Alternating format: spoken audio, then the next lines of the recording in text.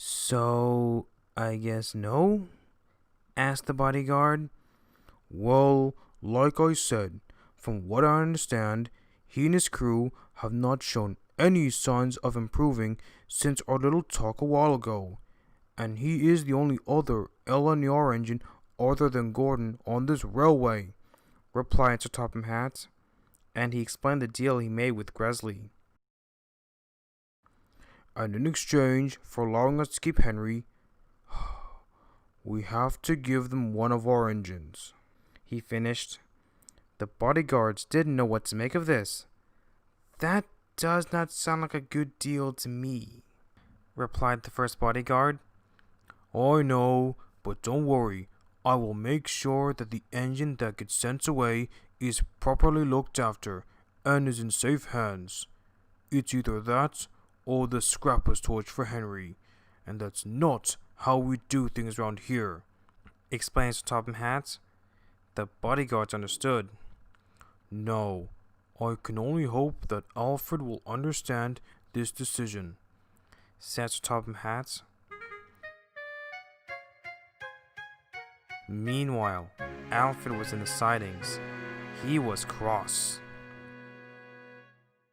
This railway is a disgrace, he huffed.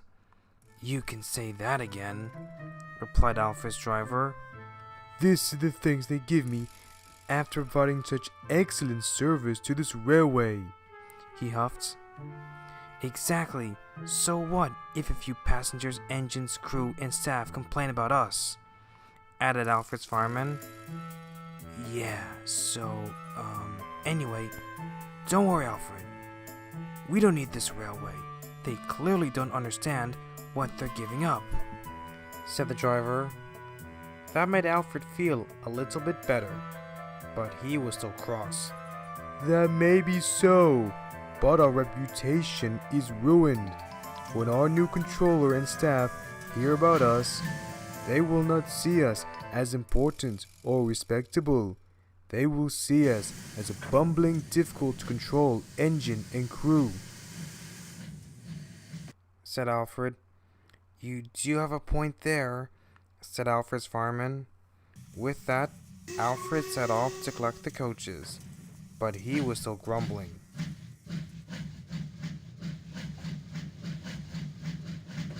This is just disgraceful. We need to teach this railway lesson. They'll soon realize that they need us more than we need them, he grumbled. As Alfred and his crew waited for the signal to change, the three watched Henry pull into the yard.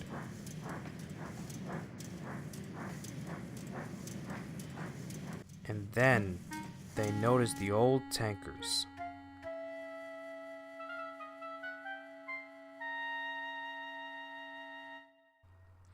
The next day, Colin was still having trouble building up steam. Oh dear, why will my fire just stay lit? He groaned. Alfred's driver chuckled. Maybe it's because you're a slow, old-fashioned engine. Unlike Alfred here. A big, modern express engine, said the driver. Why, thank you, driver, replied Alfred. The other engines just groaned.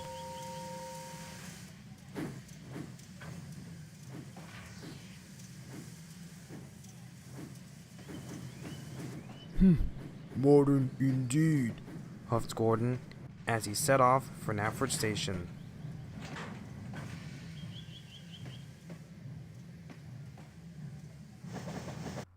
Just then, Sir Topham had arrived.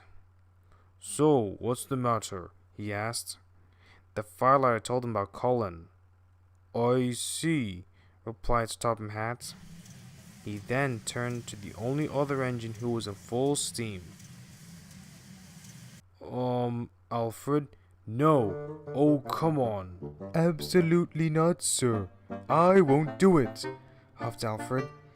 Well, you are the only other engine here who's in full steam, and Gordon is already on his way to the station, said Sir Topham Hatt. Then let Gordon do it. We need to get to the yard to collect the trucks for our goods train, said Alfred's driver. Just go and do it, demanded Sir Topham Hatt. But Alfred refused to move. No, we won't do it. We're not doing silly little jobs anymore. We were brought here to handle important express work, not silly little jobs like local trains or shunting, huffed Alfred. Sir Topham Hatt was starting to lose patience. You may have been both built and brought here initially for express work, but on my railway, every engine and their crew is expected to do whatever work is needed. You can't always do the jobs you like, he said. Alfred just rolled his eyes. And as for your crew, unless you want to be the unemployment line, I suggest you get moving now, he said. Reluctantly, Alfred and his crew set off.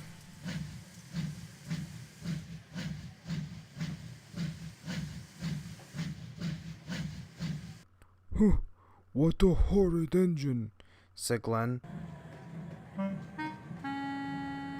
A little while later, Gordon had refilled his tender with both coal and water and arrived at Knapford. He was very surprised to see Alfred at the head of the train. What are you doing here? You're supposed to be taking a goods train. Well, we were just, replied Alfred, but Gordon cut him off. Just get moving. You three have caused enough trouble already, huffed the big engine, and with that, Alfred puffed away.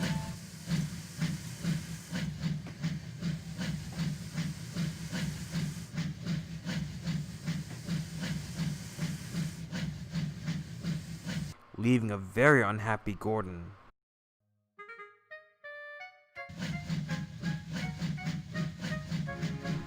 Later, Alfred arrived at the yard to collect his train. He was cross. If anyone deserves to be sent off, it's that old tin kettle Edward, huffed Alfred. Agreed, said Alfred's driver. They soon arrived at the yard and shunted the train into place. Alfred looked around the yard. Aside from the manager and workmen, it was completely empty. You both remember the plan? He asked. Yes, my buddy has everything set up at the bridge, said Alfred's driver. Good, now let's go. As soon as the guard blew his whistle, Alfred set off with the goods train.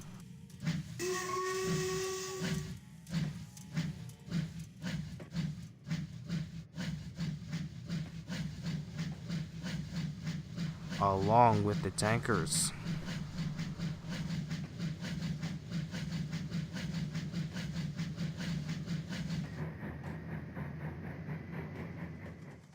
Meanwhile, Gordon was racing down the line with the express.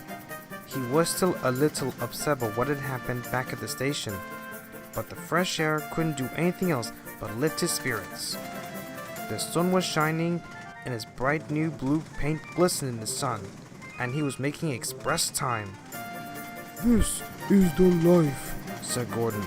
You can say that again, replied Gordon's driver. Express coming through, cried Gordon as he raced along. He soon arrived at Vickerstown Station.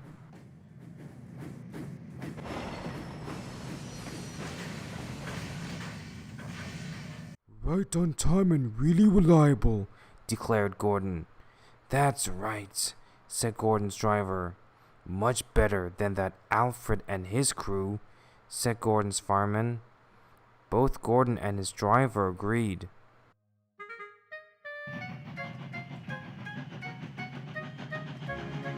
Meanwhile, Alfred had collected a very lengthy train and was making his way towards Vickerstown.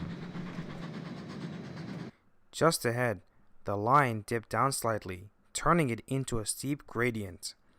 Engines coming down it must set their brakes on properly before getting to it, or risk becoming a runaway.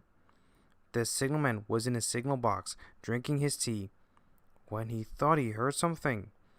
He looked outside his signal box and gasped. there was Alfred, screaming down the hill, with the trucks laughing and giggling behind him. Help! Help! Cried Alfred. Runaway train! Runaway train! The signalmen quickly set the signals and tried to change the points for the runaway siding. But nothing happened. Something had jammed.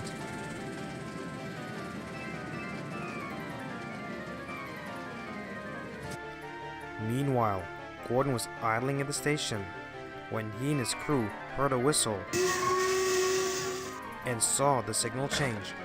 What's going on? Asked Gordon. He soon found out.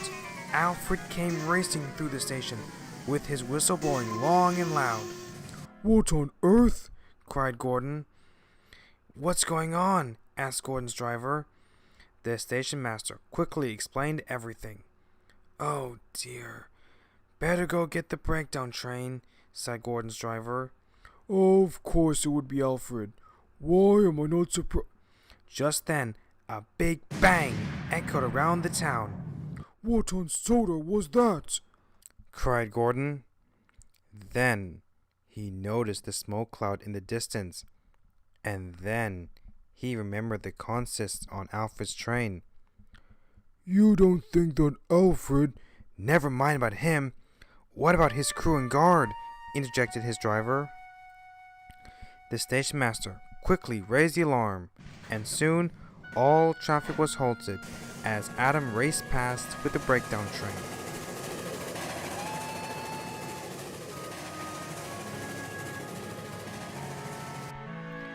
That evening, Sir Topham had gathered all the engines to the sheds.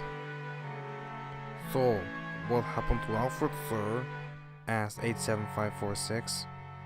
Well, we sent up some workers to see what had happened, and, well, we found nothing, replied Sir Topham Hatt. The engines were very confused. What do you mean by nothing? Asked Colin. I mean, we sent Adam up to see what had happened, but aside from finding what was left of the bridge, the crew's driver and fireman caps, a few broken axles, and lots of burnt dirt, we found no sign of either Alfred, his crew, or the guard, explains Topham Hatt. Everyone was taken aback by this. So, you mean they just vanished? Asked Edward's driver. Sir Topham Hatt nodded. Everyone was very confused. How could an engine and its whole train / crew and guard just vanish like that? Sir Topham Hatt sent out search parties to see if anyone knew or saw what had happened, but they all turned up with nothing. The engines and staff felt very conflicted about the whole thing. Hardly any of them, aside from 87546, liked either Alfred or his crew, but the fact that all three of them just randomly disappeared without a trace couldn't help but make everyone else feel both happy yet concerned. Happy for the fact they wouldn't have to deal with those three for a while, but concerned that one of their engines and part of their staff was now gone, and no one knew where they were. Gordon felt the most conflicted about the whole situation. While he also did not like Alfred, he did hope that both he and his crew were okay. A few days later, after the search parties began, Gordon was in his shed, deep in thought, when Edward arrived. "Hello, Gordon. Is everything alright?" he asked. Gordon didn't respond for a moment. Well, I've been thinking about Alfred, responded the big blue engine. While we may have not gotten along, he's still a member of this railway and a fellow LNER engine. Edward understood. Well, I wouldn't worry about it too much. I'm sure they'll find both him and his crew eventually, said Edward, but Gordon just sighed.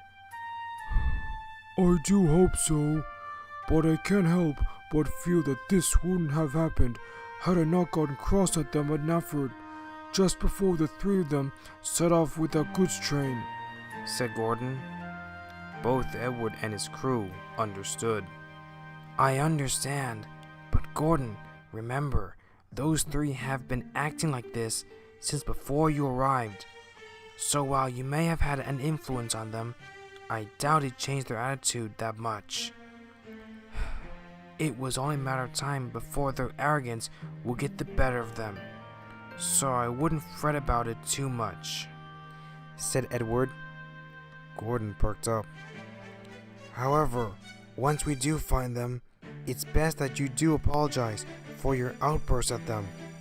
Hopefully by then, they will have seized sense. Gordon agreed. And besides, until then, you have us, said Edward's driver. Yes, you have our crews, me, the other engines, and the fat director, added Edward. Gordon perked up even more. That's right, said a voice. It was Henry. He and his crew had overheard the whole conversation.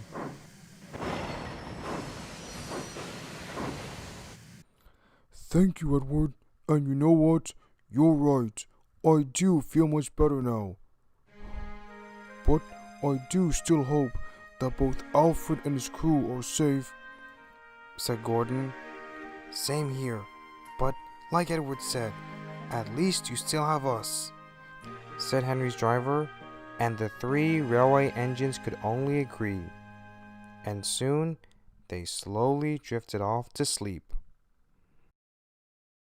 As for the B-12, well, the searches continued, but days turned into months, and months turned into years, but neither he, his crew, or the guard could be found, and were never seen again.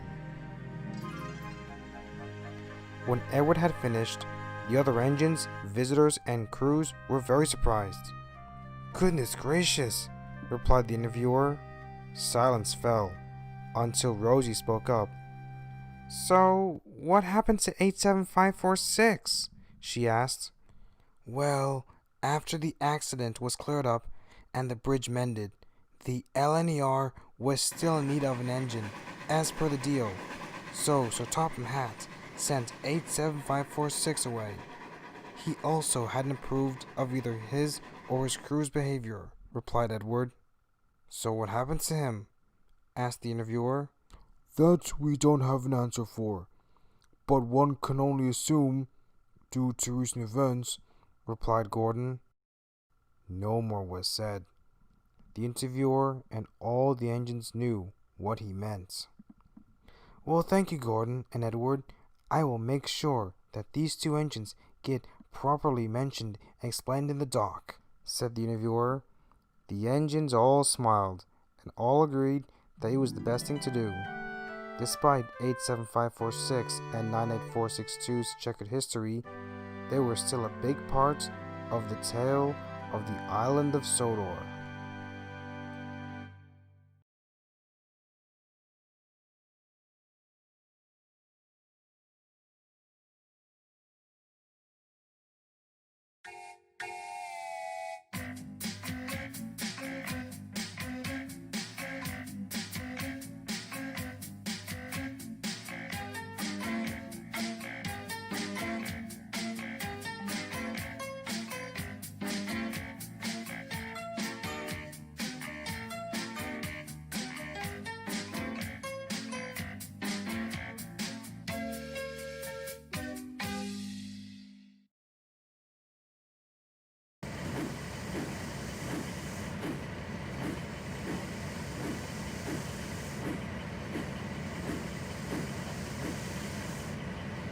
Whoa, that was an interesting day, said Gordon.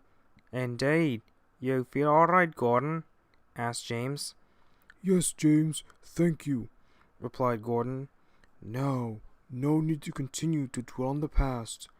Best we focus on the present, said Gordon. And speaking of the present, we've better get some sleep. Good night, everyone, said Henry, and soon they all drifted off to sleep.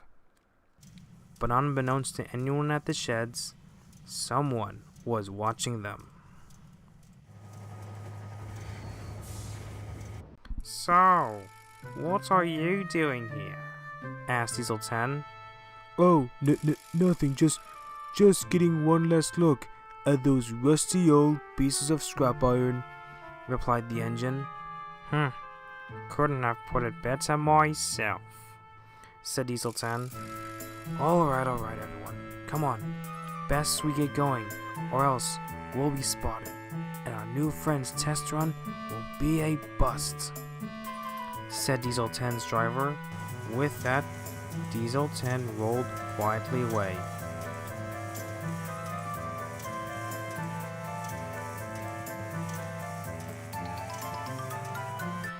The engine, on the other hand, just stared at the sheds, lost in his own thoughts. Are you okay there? Asked the engine's driver. Yes, driver, replied the engine. Alfred, let's go, said Diesel 10. All right, replied Alfred, and with that, he puffed slowly away.